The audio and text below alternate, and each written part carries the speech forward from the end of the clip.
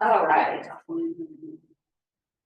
I showed you guys, oh, the temperature. I forgot to do that. I will change it.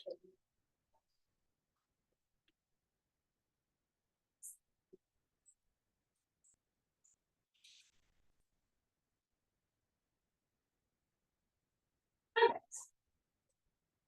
So I showed you guys a photograph of Antelope Canyon. And it's one of the reasons I wasn't with you guys last week. Because last week on Monday, it was Earth Day.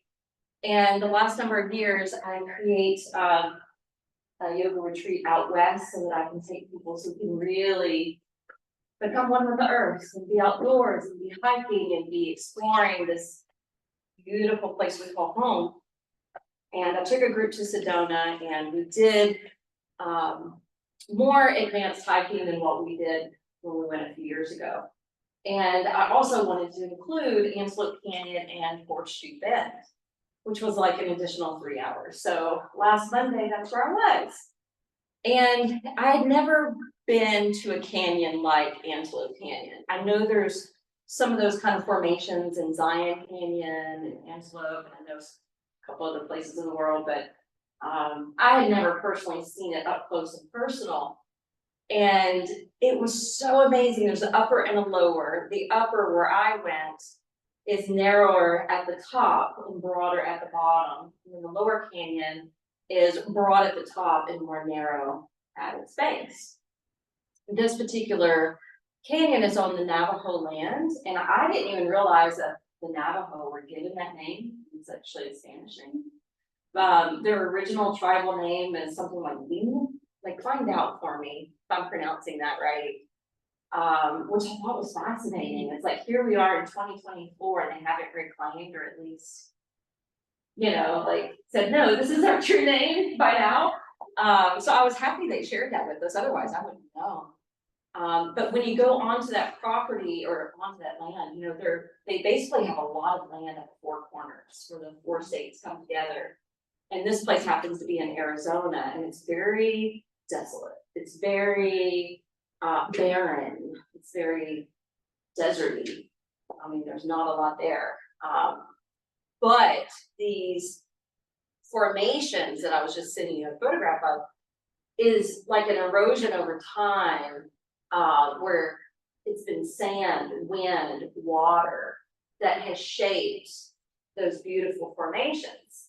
And the upper canyon, you know, has the sunlight that comes in on occasion, especially certain times of the day where the light just comes in and highlights certain portions of the formations, and it's beautiful. It's like that kind of rusty red or deep orange, golden orange kind of color.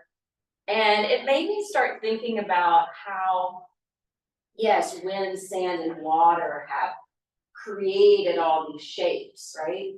Elements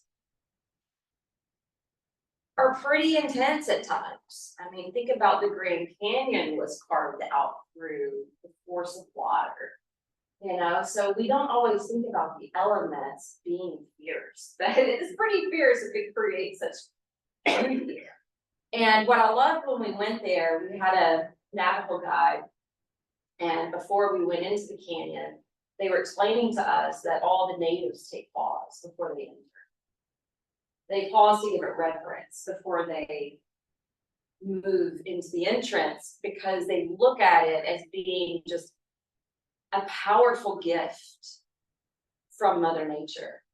They look at it as being very sacred, and they actually hold certain rituals down there. In fact, our guide was telling us that she wasn't originally from that area, but her husband was, and they had like it was a prom night, but they're like senior party time in the canyons. But they do take care of it. You can't carry backpacks or anything like that because they allow people to do that in the past, and it was creating indentations in the formations. So now you have to be kind of hands-free, you know, you can take your phone, but otherwise you don't take anything extra in there with you. But I want that to be a part of our inspiration for today's practice, because when we are going through yoga, We are shape-shifting our bodies. And I also want you to consider at a deeper level how life and experience and stress shapes us internally. It shapes our personalities. It can shape our attitudes. It can really just shape who we are as individuals.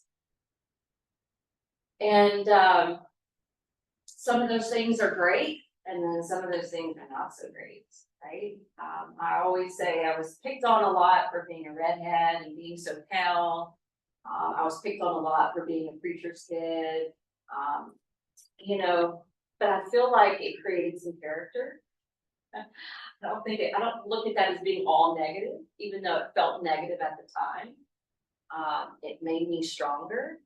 It made me come into acceptance of who I am. And I'm sure you guys have experienced something similar along the way. But I want us to go ahead and recline on our backs. We are going to be moving a lot today. But I would like you to start off in a hip opening position. So say, for instance, reclined butterfly. Now, if you get into this position and you feel like, ooh, this is a lot for my inner thighs and hips right now, then feel at liberty to grab some blocks to place them underneath, or even a bolster underneath your thighs. If you really need this work and you feel good holding it, you may even enjoy propping your feet on top of a bolster. I always feel like that gives me a little bit more sensation, something about the height of the knees, going up a few more inches. I don't know. I just feel like I get a little bit more that way. But I'll let you determine what you need. And also determine where you want to place your arms and feet. Whether you want the arms overhead to open up the chest. Maybe you want your hands on your body for a little extra grounding.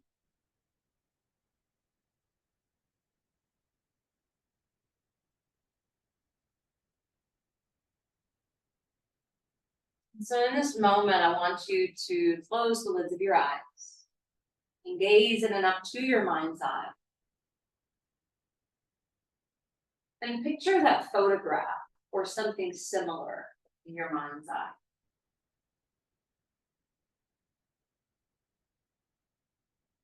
And then consider for a moment how life has shaped you.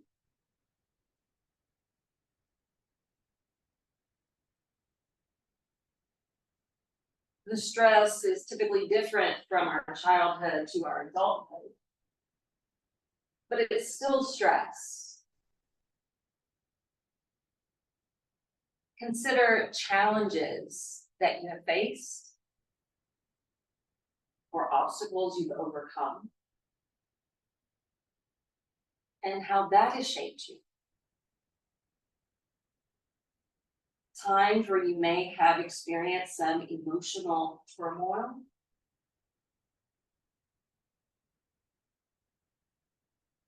How our ideology shapes us.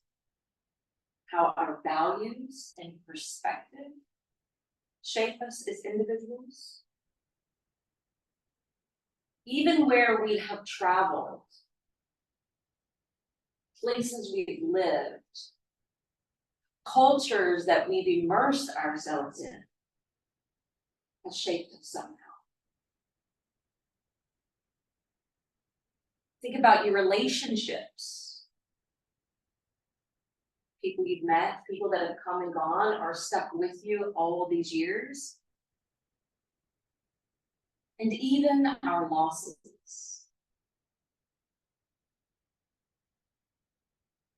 What we identify as being important,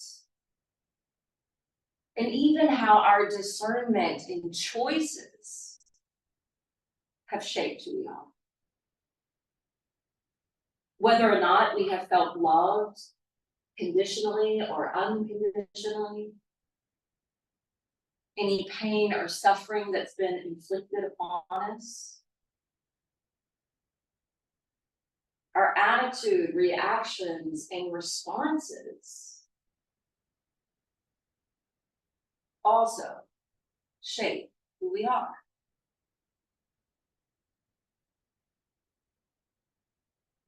So consider these things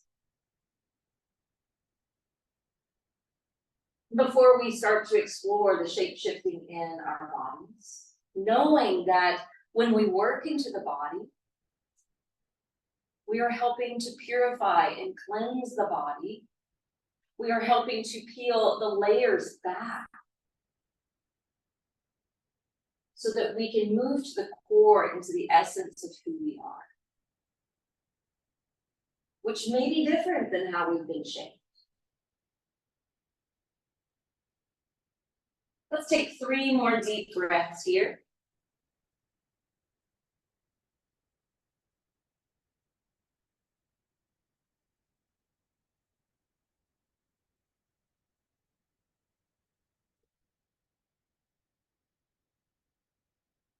On your next inhale, go ahead and lift the knees back up and stretch your arms overhead. And then as you exhale, pick up your feet, bring the arms back in front of you and clasp a hold of your shins. Allowing the low back to elongate, gaining a little compression in the belly. And then let's roll to the right side body, press down into the left palm, and we're going to come all the way up to stand. And as you come to stand at the top of the mat, if you used your blocks for your knees, you may want to bring them back up to the front. Rock from your heels to your toes and splay the toes to see the coloration of the mat in between. And once you really get them lodged down into the floor, feel how your muscles engage through your legs. Zip up through your midriff by lifting your heart center. Let your shoulders collapse down. Let your arms lengthen down towards your ankles. And keep your head held high. Chin parallel to the floor. And then close your eyes. We're all going to take a cleansing breath. Breathing in through the nose. Exhale it out through the mouth. Like you're fogging a mirror. Now close the mouth and start your Ujjayi pranayama.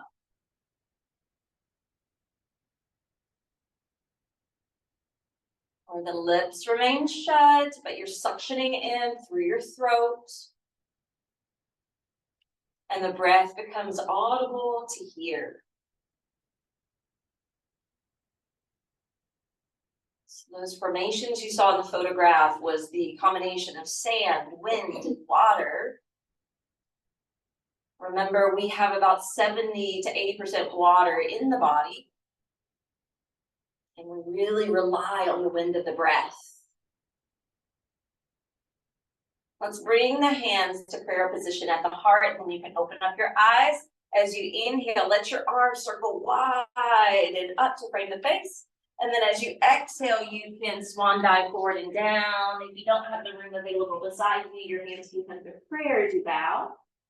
Inhale, slide your hands up your legs, lengthen out through the vertebrae, look out with your eyes, shoulders back from the ears. Exhale, plant your palm, step it back to plank, immediately lower to that low push-up. Inhale, lift to upward facing dog. And exhale, roll it back to downward facing dog.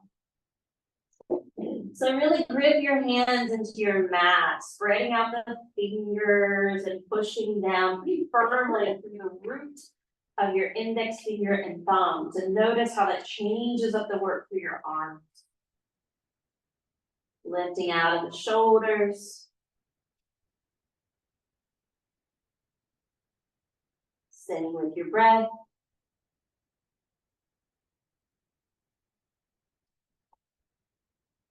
And on your next inhale, let's bring the feet to the top of the mat, lifting halfway up on arrival to Ardha Uttanasana.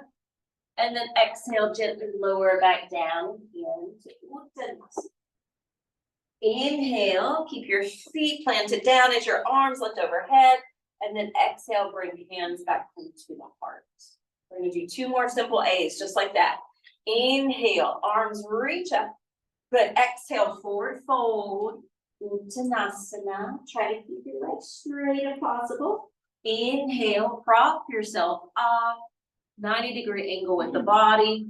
And exhale, step it back, drop the shoulders past the wrist, bend the elbows, build some upper body strength in chaturanga before rising to up dog and rolling back to down dog. Forming that relationship with your breath while you're here, meditating on the sound of the breath.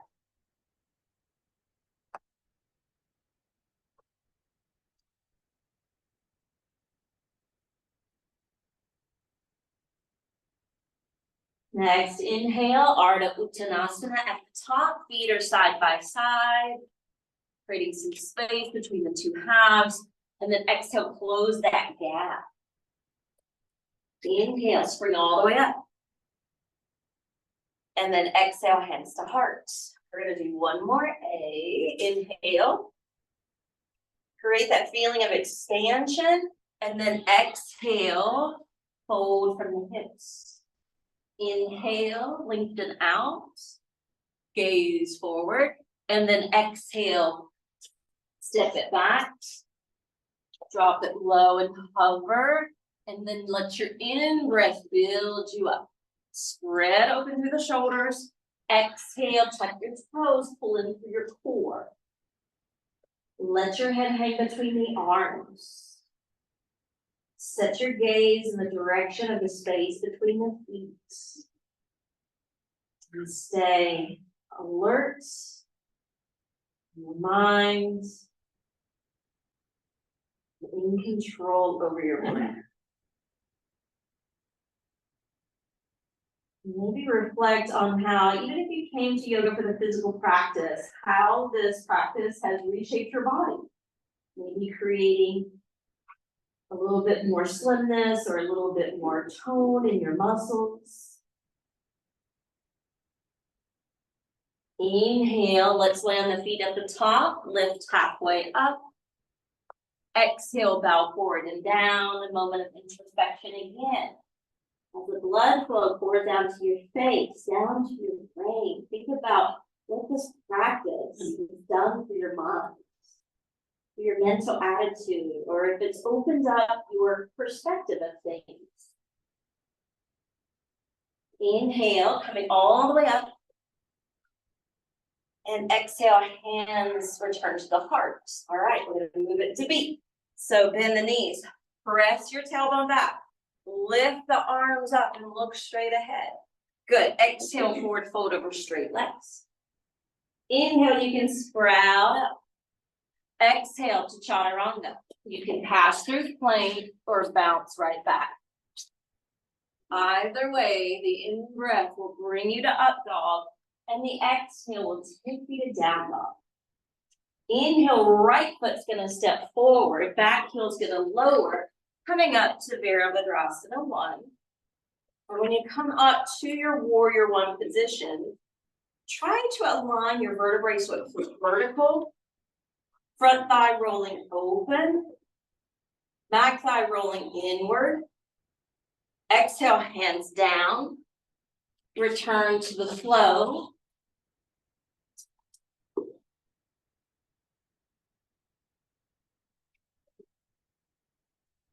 From down dog, inhale, left foot steps ahead, back heel drops, arms lift, trunk rising, erecting the spine, chin parallel to the floor, setting your focal point with your eyes, and then release.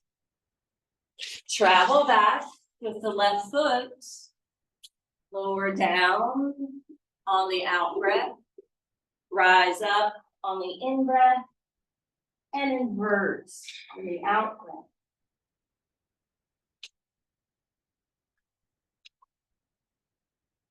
Your heart sped up. This is your opportunity to slow it down.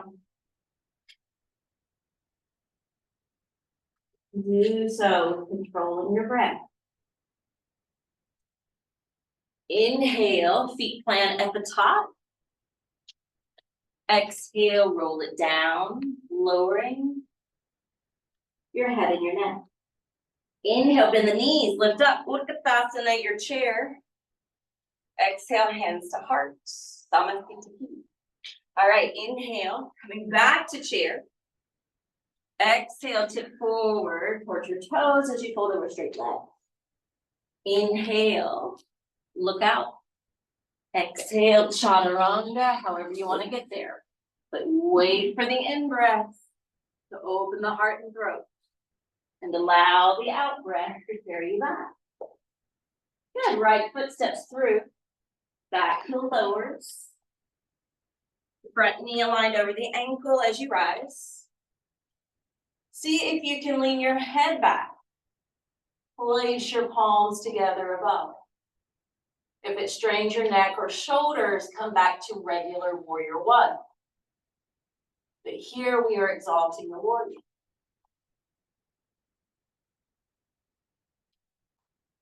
Exhale, hands release. Step it back. Continue the flow. So back in the 90s, there was a group of tourists who trespassed on the property at Antelope Canyon. Left foot forward, back heel down, coming up. So they bypassed the tour, which wasn't happening because there were flash flood warnings. There was 11 of them. And the flash floods came and they all perished. But I discovered that 90% of the tourists there are not even American. Only 10% are from this nation. Release down and flow. So I'm going to encourage you, even though it's in the middle of nowhere, you should go. And you'll come back to Tennessee being so happy that you live amongst the trees. And the horses we have. It does help you appreciate what you have here. Next in breath, Ardha Uttanasana. Exhale, Uttanasana. Inhale, Utkatasana, knees bent, arms up. Eyes rolling in. Good, exhale, hands to hearts. All right, one more before we continue on. Coming into Utkatasana. Feel that strength building in your ankles, in your quads, in your core. Exhale, fold. Inhale, sprout up. Exhale, chaturanga dandasana. Hover, hold until you're ready to open the chest. Exhale, down dog. Right foot steps through. Back heel lowers. Virabhadrasana 1. We're going to change it up though. We're going to lace the hands into this mudra. Shoulders firm towards the ears, arms hug the head, and we're going to glue the back foot down and just slightly lean over the front thigh. Just a slight degree. This is lightning lunge. All right, inhale, come back up. Exhale, circle the arms behind your back. Left arm, then the right cups below that. Fold to the inside of that right knee. And drop and spill your head down and maybe look towards your back foot. Now, I want you to lengthen your right thigh and hip towards the back wall.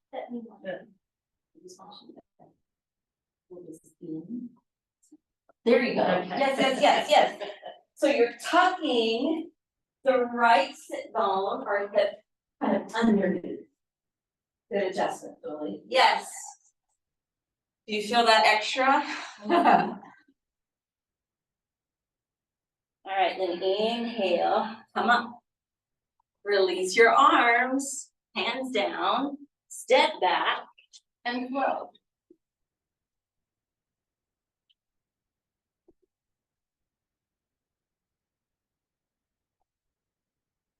Left foot steps ahead, back turn thrust, warrior one. Attempting to square the hips, but without force.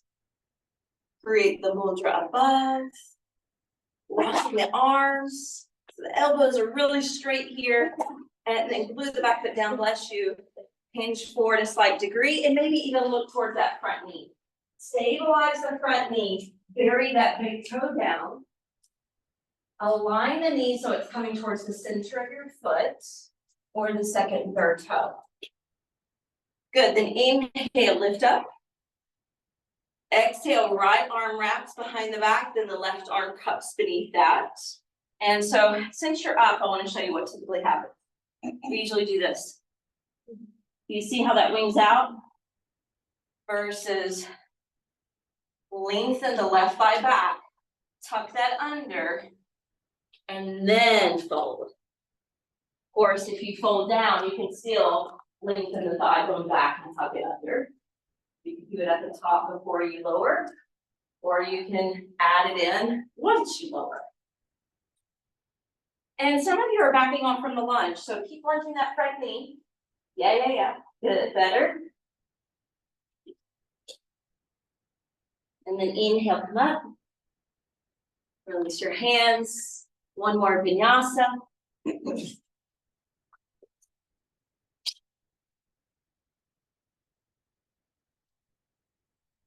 One, two, rock and roll back. You can lower between the upper arm bones.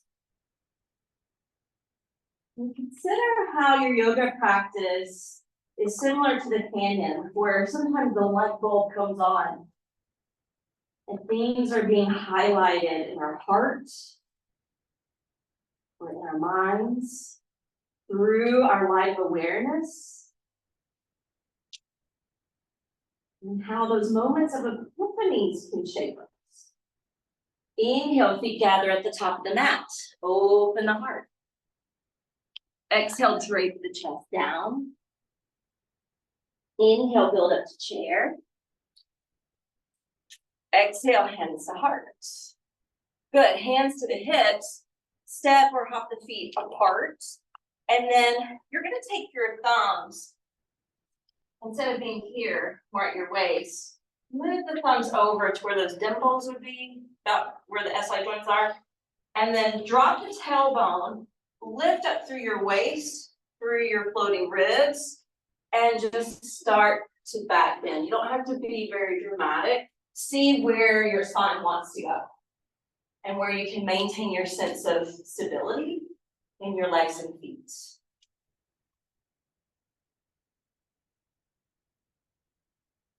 Good, inhale, come up.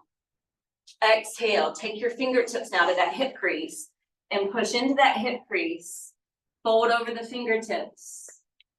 Then let your hands go. You're gonna lift your toes up and place a hand underneath the feet. One at a time. Rocking your weight forward slightly so that your toes are kind of buried down into your wrists and you're receiving that stretch in the back of your hand. A good counter position after the weight bearing planks, the chaturangas, the downward facing dogs. You can even slightly tuck the chin towards the chest as if you're trying to look up towards your belly button. That's the traditional way. If that's too much for the neck, leave it out. Good, release the hands one at a time from Padahastasana. Take your hands back to your hips. Lean forward as you come all the way up with the straight back. Good, from there, feet together. This side of the room is going to face the middle. This side of the room is going to face the middle. We're basically stepping to the side with our feet really, really wide. All right, turn your right foot open. Lift your arms up. Lean out over the right thigh. Exhale, bring the hand down and the other arm up. Oh God, y'all, I strained my right ankle hiking one day, trying to climb up Cathedral Rock. Which you're on your hands and knees practically. This pose isn't feeling good. I'm gonna say that. All right, inhale, use that left arm to come up. Good, drop the arms now. Turn your right foot in. Turn your left foot out. Lift your arms back up, nice and wide, shoulder height. Push back into your hips. Launch over the left leg. And when you're ready, bring it on down, Trikonasana.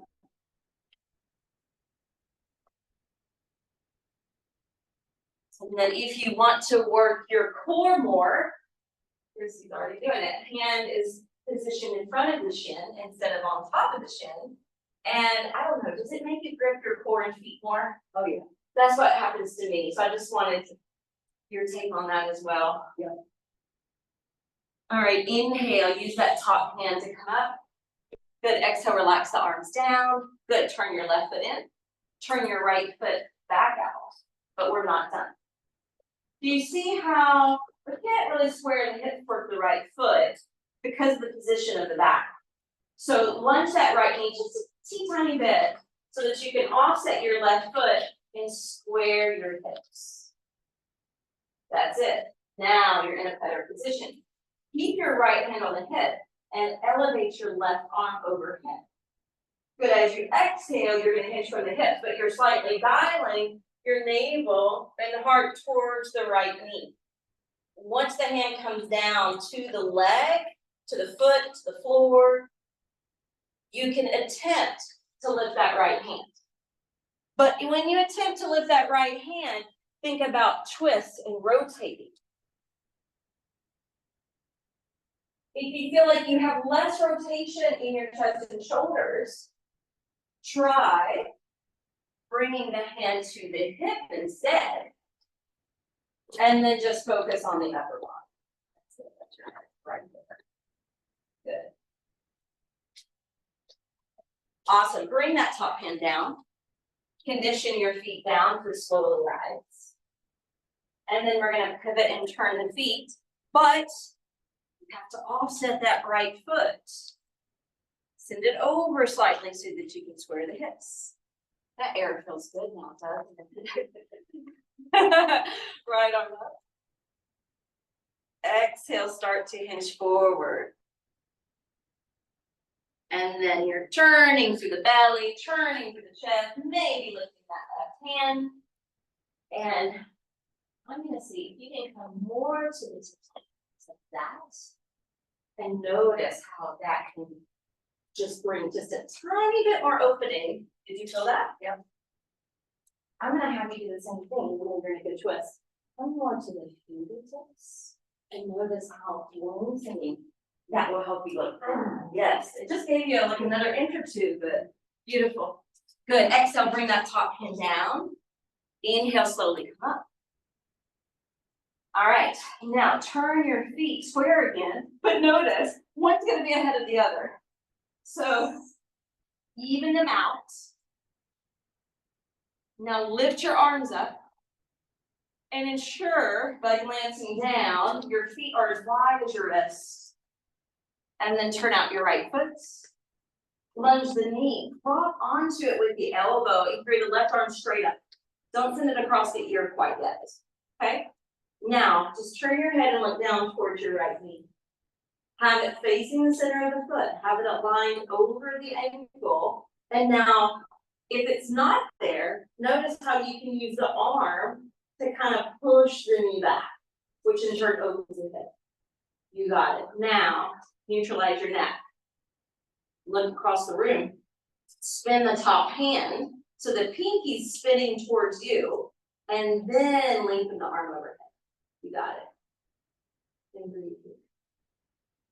Now give a little extra press through the outer edge of that back foot. And then continue to reach out through the fingertips of that left hand. Feel that extra line of energy you've just cultivated. And then inhale, draw it up. Relax your arms. Right foot in, left foot turns out. Arms lift up. Exhale, lunge the left knee, prop the elbow on top. Right arm straight towards the ceiling. Now look down at your left foot. Is it turned properly? Mine wasn't quite all the way. Check the knee alignment. If not, use the arm to help open the hip. And then neutralize your neck. Spin that top hand. Radiate it across your ear. Plug down that back foot. Now the traditional way in this pose, which isn't good for everyone, but it actually is good for my neck, is to lean the head back and to look towards the right hand. Should have told you that in the last one, but it's all good. Again, that may be too much, or it may throw off your balance. So tune into yourself. Your choices and discernment also shape you. And then inhale, coming up, nice and slow. Relax your arms. Left foot rotates in, right foot rotates out. We're gonna lift the back heel, and we're gonna twist, revolving side angle. Now in that revolving side angle, tuck your right hip in. Press into that arm and really see if you can lift and turn to the barrel of the chest slightly more. Nice, Kim.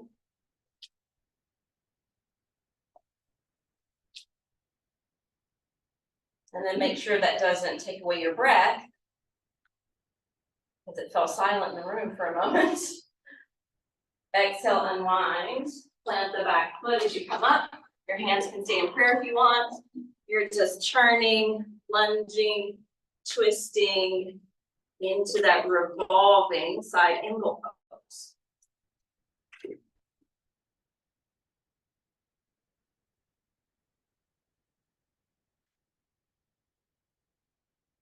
So consider for a moment while you're in this pose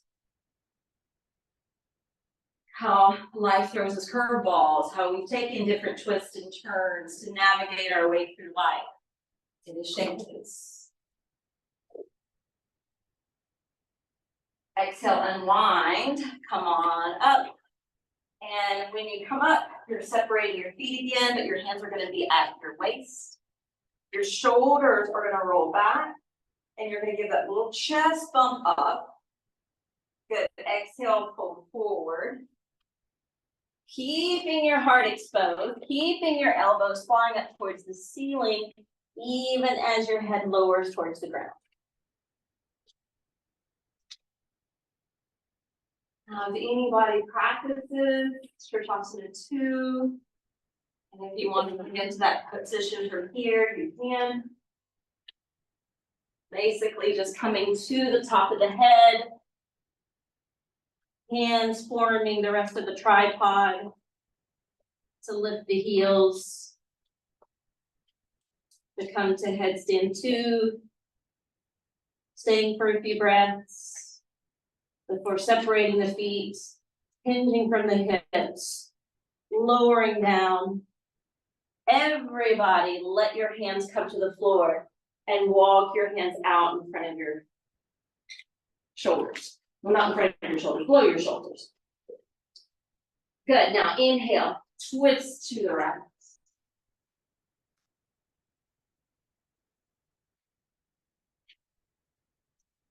Exhale, right hand down. Inhale, left arm sweeps up. Lengthen through your back. Exhale, hand down. Plug the feet into the floor and come up. We're going to do 1 more of those positions. But remember, I don't know, like last fall, I had gone to the Ryman's and Ringo Sar. And it was all peace and love, peace and love. All right, get your peace and love up. And then extend your arms out, because we're going to take the peace mudra around the big toes. And the elbows are going to bend and kind of flap forward. This is the D variation. So maybe consider here, we've already thought about how yoga has shaped our body, how yoga has shaped our minds. But also think about how it has shaped your heart, penetrated your spirit at all.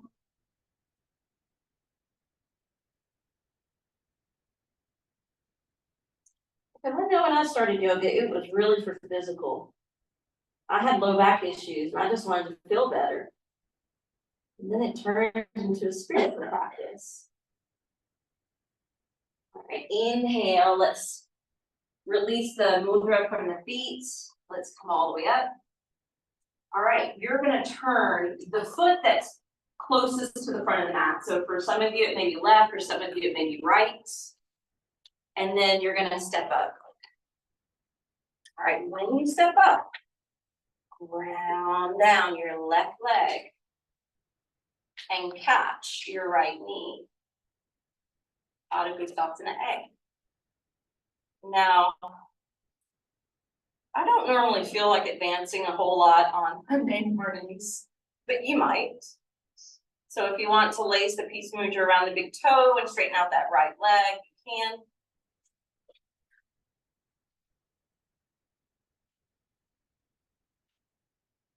We'll open to B next. The leg can be straight or bent. Give a little pick me up to the heart. Bring the knee back in center. Hand to the hip and extend the right leg forward and out. Out of Gustasana D.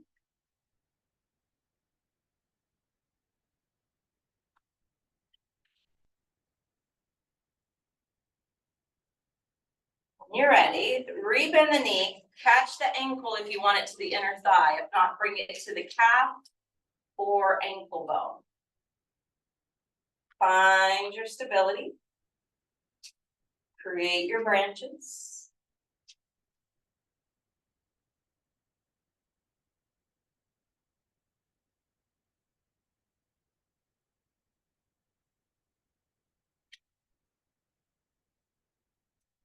Arms down. Foot down. All right. So before we move into that second side, we're balancing on the same side for a pretty long period. And we're switching from one pose to another pose to another pose. If it's too much for you, just drop your foot, reset, move into the second pose, drop the foot, reset, move into the third pose. It's not that big of a deal. But consider when I got back from Peru, the Incas using the tree to represent the lower world, middle world, the upper world, the roots, the under, the trunk, the middle, or present, and the branches, the future. But also think about the tree representing your family tree. How has your family tree shaped you? The good, the bad, the ugly. All right, anchor down your right leg. Pada Gustasana A. Holding the knee or tucking the toe.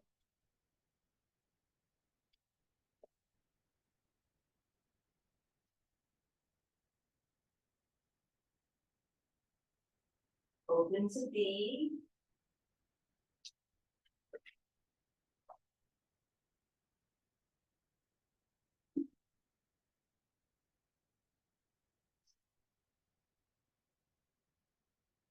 Bring it to A. Take it to D.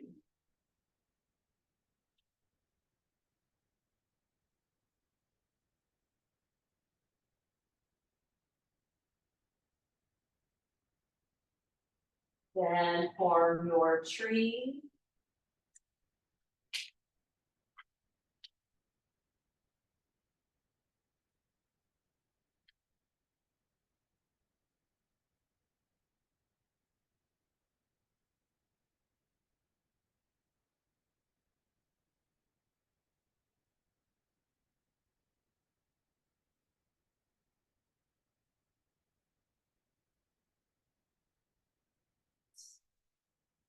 You can consider if you were an only child or if you had multiple siblings, or the oldest, the middle, or the youngest, how it shaped you. Everything is shaping us constantly, just like that Antelope Canyon. Coming to the top of the mat, bend your knees, but we're gonna keep the spine more over the hips instead of leaning forward. And you can look up and bring the palms together. Again, if that doesn't upset the shoulders or neck. If it does, you can do a regular chair. This is a different variation of that pose.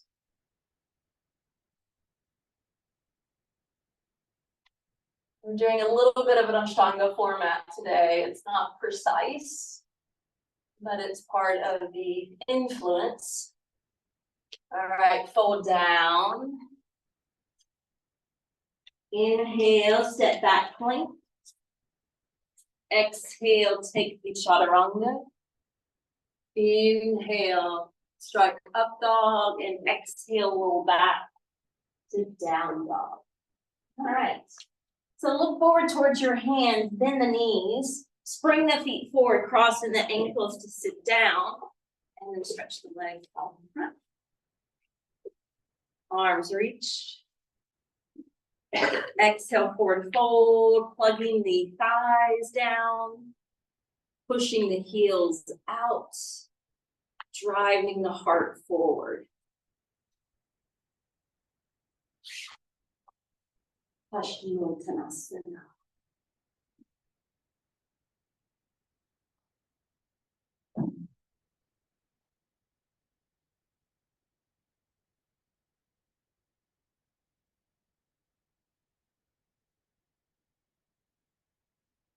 Inhale, you're going to sit up and slide your hands back behind you.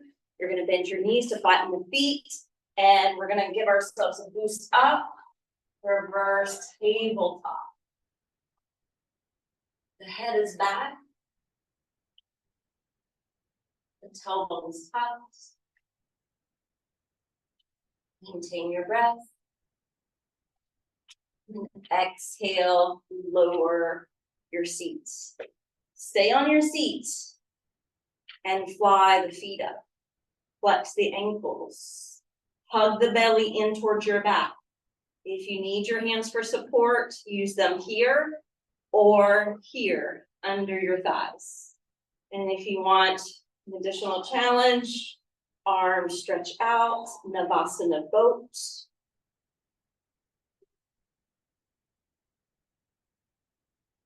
Crisscross the ankles, bring your hands down, lean forward, bump up, sit back.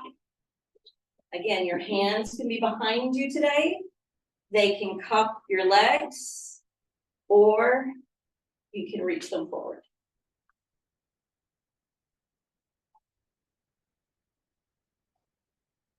Then every breath is infinite power. That can be your affirmation. Within every breath is infinite power. Crisscross the ankles the other way, hands down, lean forward, bump up, sit down, third and final one. Now, if you want to go into those original formats, you can. If you want to change it up, you can straighten your legs, you can even tag your toes, build your heart up.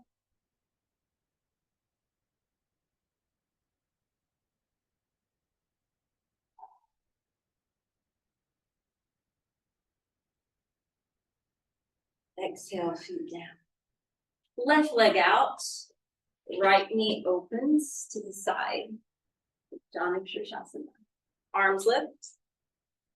Exhale, forward fold, but slightly turning your right rib cage towards your left knee as you fold.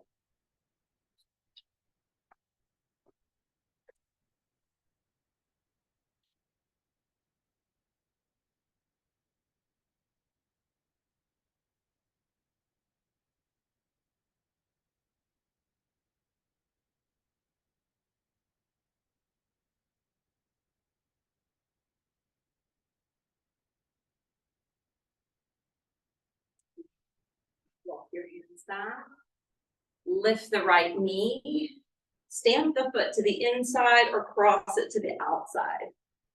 Hug it in with the left arm. Pull up through the sternum. Stack the right hand behind your back. And spin that direction.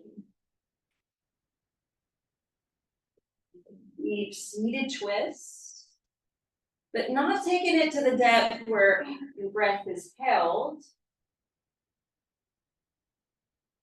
When we say find your edge in yoga, it's going to the edge where you really feel it, but you can still openly breathe. When you go beyond that edge, it usually captures the breath.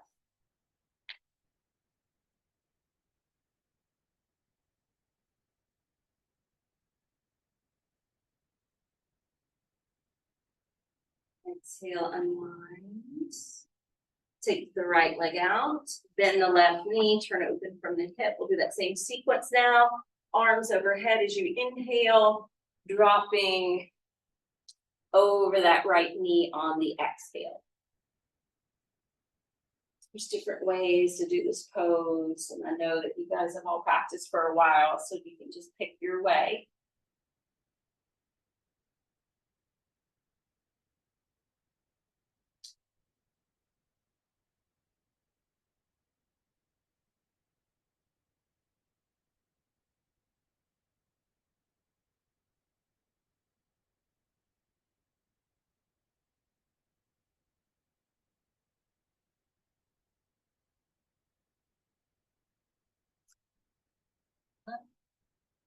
Lift the left knee, flatten the foot to the inside or pop it to the outside. Hug the knee in, but notice when we hug in, we tend to shrink in the upper body. So re-elongate the shaft of the spine, left hand behind your back.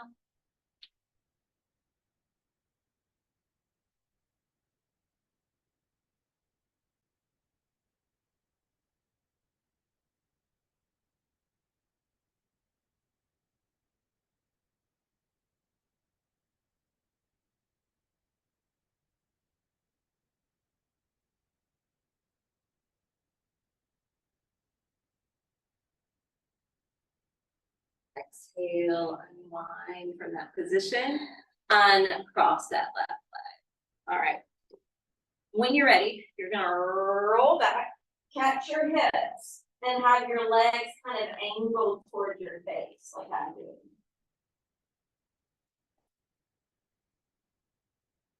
So it's not quite the full shoulder stand, right? But what I want you to feel is how the weight bearing is more in your upper back.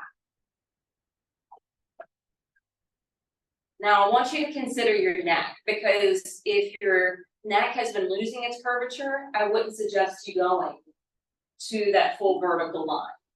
Unless you had blankets stacked underneath you. And you would need like 2, 3, 4, 5 blankets in order for it to be a true shoulder stand versus a neck stand. If, on the other hand, you know it's good to bring traction in your neck, go ahead and start to lift the feet up. Walk your hands down your back towards your shoulder blades. Start to point the toes and move more to that vertical line, what some call candlestick pose. Try to keep your head motionless, so that way you're not disrupting any of the nerves in your neck. Staying safe.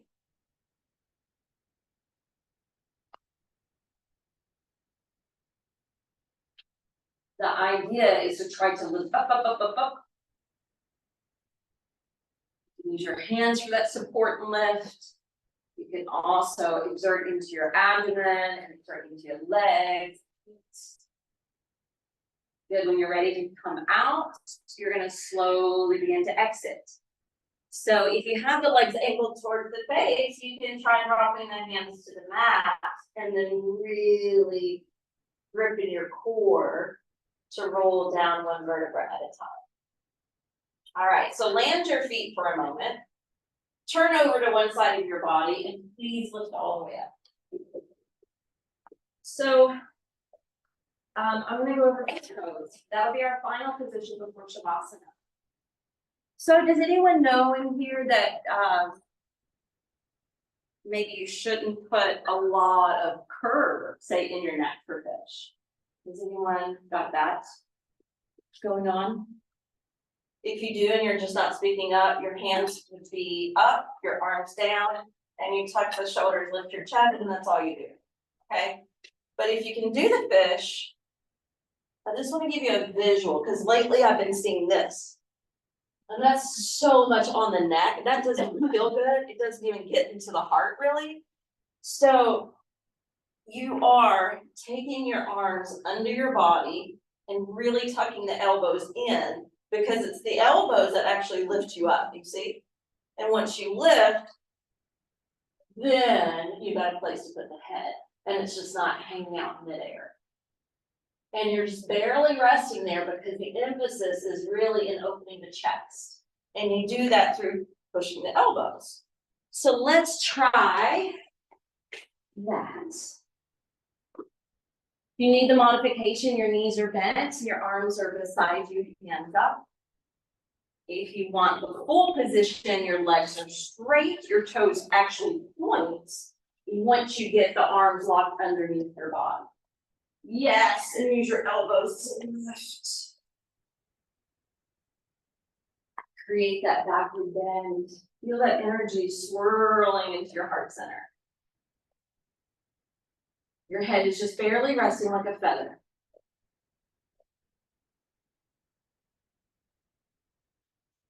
Make sure you're breathing. Affirming my soul floats on waves of cosmic lights. When you're ready, go ahead and come on down. Those are some great fish poses today. And I would suggest hugging the knees in again.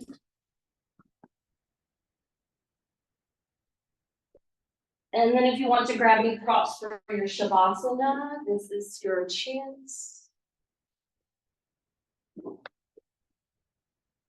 Even just as simple as bolster under the knees can be helpful for the low back. If you need more support for the low back, you can turn it up.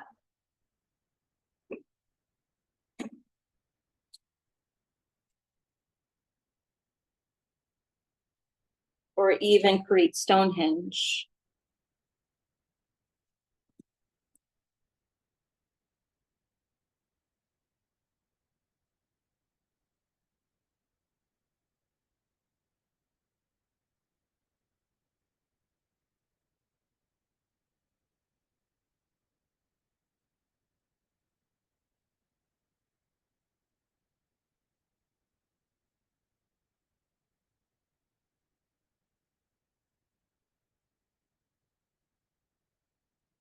Marinate in the sweetness of life. Things that have shaped you in a positive way.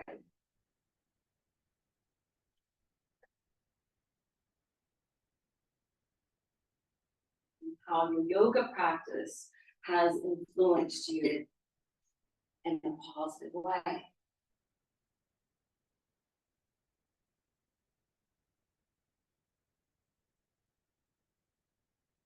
Just as the Navajos take pause before they enter the canyon. We do that before we start our practice. We take that pause, we center our breath. And here at the end, take another pause.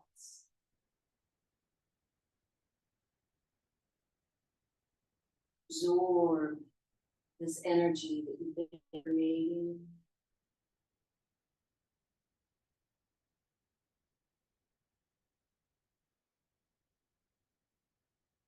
Take pause and give reverence to your higher self or to the divine.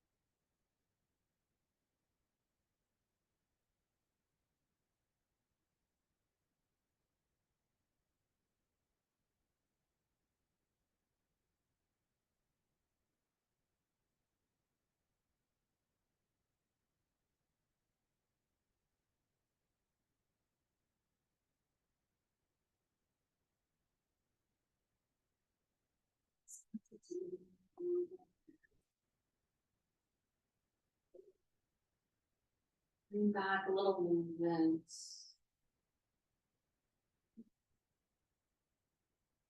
And eventually finding your way out of this shape and coming up to a comfortable seat.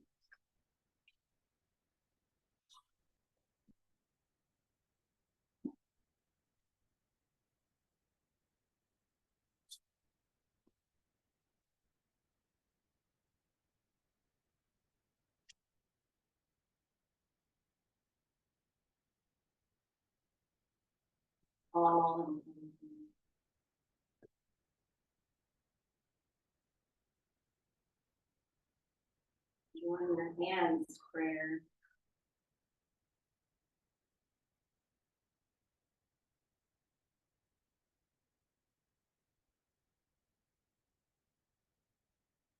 We all be enriched from this practice.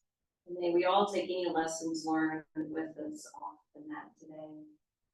May we continue to live the yoga.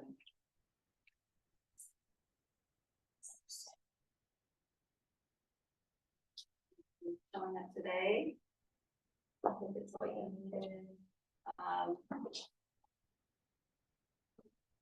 I am not going to Chicago now. I think I told some of you guys I was thinking of Chicago the weekend of Memorial Day, and I'm not doing that anymore. So I will be teaching Memorial Day. So we will be having special classes. It's like typical Monday holidays. The first one will be a Chicago style, similar to what we just did, but with the yoga nidra at the end.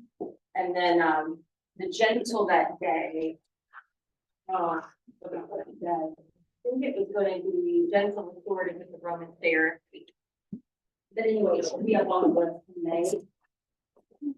I'm also doing a sound bath with my son, the 10th. So not this Friday, but next.